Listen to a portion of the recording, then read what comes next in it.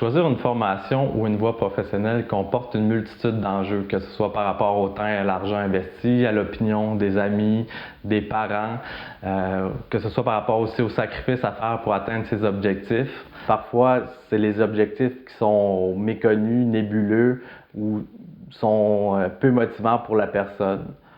Parfois, la personne peut avoir des objectifs précis, mais elle ne sait pas nécessairement comment arriver à les atteindre.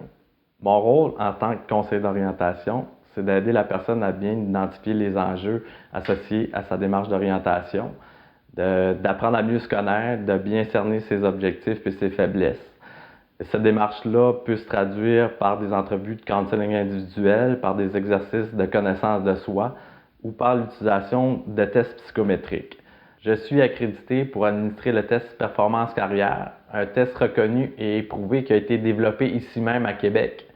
Je peux aussi administrer plusieurs autres tests psychométriques, mais ce qui est intéressant avec Performance Carrière, c'est que ça permet d'arriver rapidement à un portrait détaillé des intérêts de la personne, de ses traits de personnalité, et aussi ça donne une liste assez exhaustive des formations professionnelles, collégiales et universitaires qui pourraient l'intéresser. Je suis conseiller d'orientation depuis 2008 et j'ai développé une expertise dans l'orientation auprès des adolescents et des jeunes adultes qu'on appelle la génération Z ou parfois la génération C.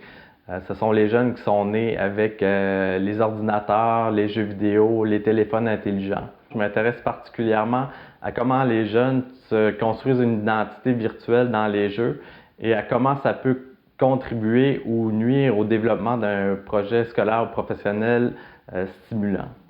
De l'extérieur, un joueur de jeux vidéo peut sembler perdre son temps et être passif devant son écran, mais en réalité, il vit une multitude d'expériences qui sont assez complexes à comprendre pour des personnes qui ne sont pas initiées aux jeux vidéo, comme les parents ou différents intervenants qui n'ont pas nécessairement une culture de jeux vidéo très développée. Donc moi, ce que je propose, c'est d'aider les parents et les intervenants qui travaillent avec les jeunes joueurs de jeux vidéo à mieux comprendre les expériences qui sont vécues dans ces univers virtuels-là et à apprendre à détecter les liens entre l'identité qui est construite dans les jeux et des voies de formation ou des voies professionnelles.